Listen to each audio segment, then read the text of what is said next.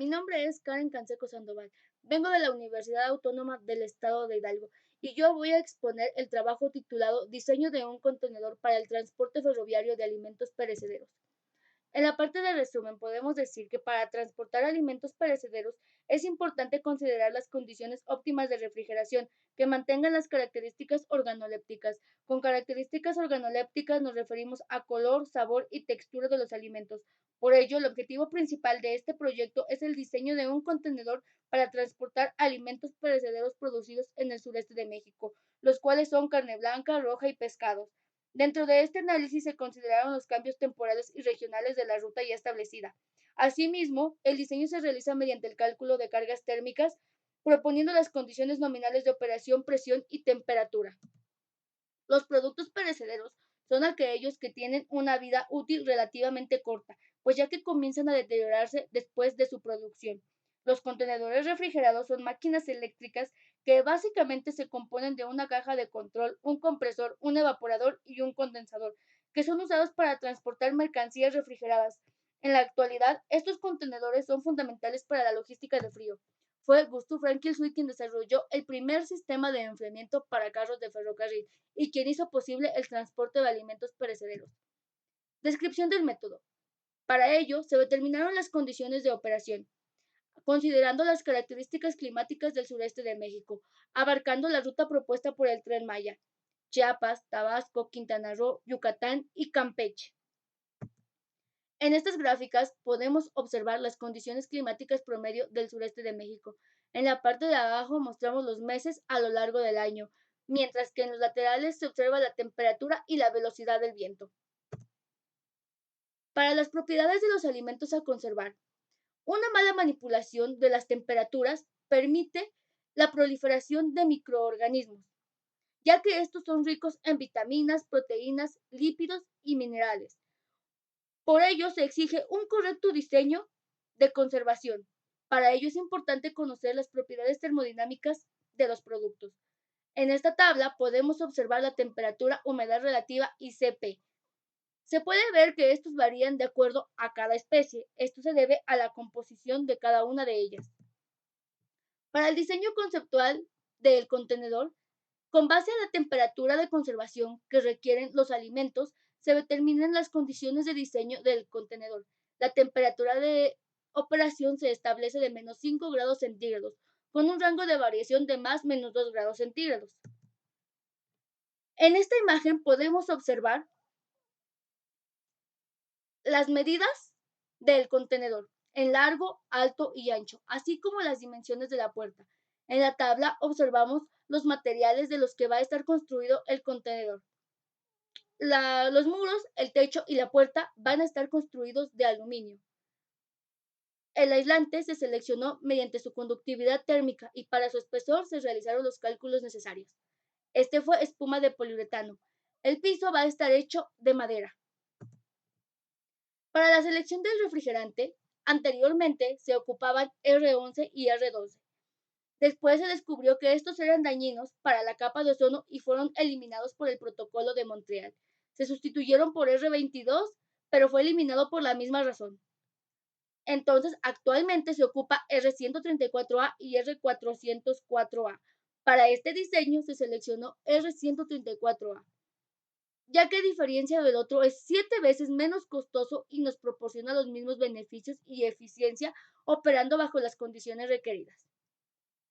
Este refrigerante es un hidrofluorocarbono que no daña la capa de ozono y tiene estabilidad térmica y química. Para el cálculo de las cargas térmicas se ocuparon las siguientes fórmulas. Para la carga térmica por el producto, primero se vio la cantidad de masa que se iba a transportar, se multiplicó por su Cp y por su diferencia de temperaturas. Para las paredes se calculó el área expuesta al flujo del calor. Se multiplicó por su coeficiente global de transferencia de calor y por su diferencia de temperaturas. Para la carga térmica generada por el alumbrado se seleccionaron lámparas de 23 watts cada una. Estas fluorescentes ya que emiten poca transferencia de calor. 4 lámparas serán suficientes para abastecer el alumbrado del contenedor. La carga térmica generada por el equipo se multiplicaron los caballos de fuerza del motor por el calor disipado del motor.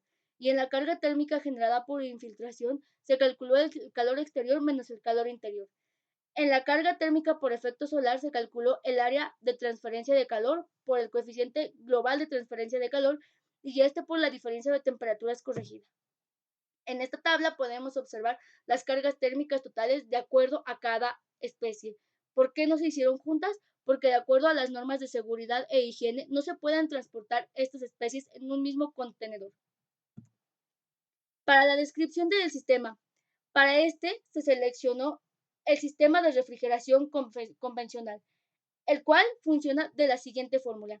En el estado 1 se encuentra como vapor saturado. Este se comprime isentrópicamente, dando como resultado el estado 2, donde se encuentra a vapor sobrecalentado.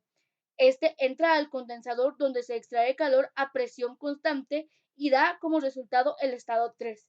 Entonces, este fluido regresa a presión más baja y se expande en el estado 4. El refrigerante se vuelve una mezcla y pasa por el evaporador a presión constante y entonces se repite el ciclo. En esta tabla de los estados termodinámicos se observa que para el estado 1 y el estado 3 se establecieron las condiciones requeridas tanto interior como exterior de la cámara. Al ser un vapor y un líquido saturado, los datos se extrajeron directamente de las tablas. En el estado 2 y el estado 4 se observó primero qué tenían en común con los otros dos estados. Una vez establecido lo que tenían en común, se realizaron las interpolaciones y cálculos pertinentes para el llenado de las entalpías y las temperaturas. Después se hizo un cálculo de los parámetros del ciclo de refrigeración. Para ello se calculó el flujo másico, el calor transferido, la potencia del compresor y el COP. Como resultados tenemos primero los resultados del cálculo de los parámetros de refrigeración. Para ello se seleccionó la carga térmica mayor, ya que es en el mes de mayo donde son las condiciones extremas. ¿Por qué no seleccionamos la menor? Porque si en algún momento nuestro compresor requiriera más energía, entonces este va a dejar de desempeñar un buen funcionamiento. Sin embargo, al elegir la mayor, si nuestro compresor necesita menor energía, este va a seguir funcionando de la misma manera. Por ello, la carga térmica total es de 33.52 kilowatts. Con los cálculos pertinentes se obtuvo el flujo másico, la potencia del compresor que es de 10.093, el calor extraído al ambiente y finalmente el COP que es de 3.32. Después se obtuvo una simulación en CAD. El contenedor está diseñado para tener una capacidad total de 27.000 kilogramos, el cual, como se observa en estas imágenes, está construido completamente de aluminio y la puerta es apta para la carga y descarga de los productos. Este está construido totalmente de acero, ya que es un material ligero y tiene un recubrimiento en el interior de espuma de poliuretano y en el piso que es de madera y tiene un recubrimiento antihumedad que evita que ésta se dañe. Observamos que en los laterales se tienen unas piezas llamadas muelas, las cuales sirven para enganchar un contenedor con otro. Finalmente, como conclusión, tenemos que un contenedor refrigerado está diseñado especialmente para transportar este tipo de alimentos. Para este diseño se consideraron las condiciones climáticas promedio de las regiones. Se determinó la carga máxima, que es en el mes de mayo, ya que es donde se encuentran las condiciones más extremas, y como resultado se obtuvo la potencia del compresor, que es de 10.093, la cual demuestra que es apto para poder transportar las carnes requeridas. El COP, al ser de 3.32, se encuentra dentro de los parámetros establecidos. No es el más eficiente, pero tampoco se encuentra debajo de 1. Con unos ajustes energéticos puede mejorar. La simulación en CAD nos demuestra que este contenedor puede transportar 4 veces más de lo que transporta un camión convencional refrigerado. En conclusión, este contenedor es previamente mencionado, es adecuado y tiene un diseño viable de construcción. Finalmente, mostramos nuestras referencias y eso es todo. Por su atención, gracias.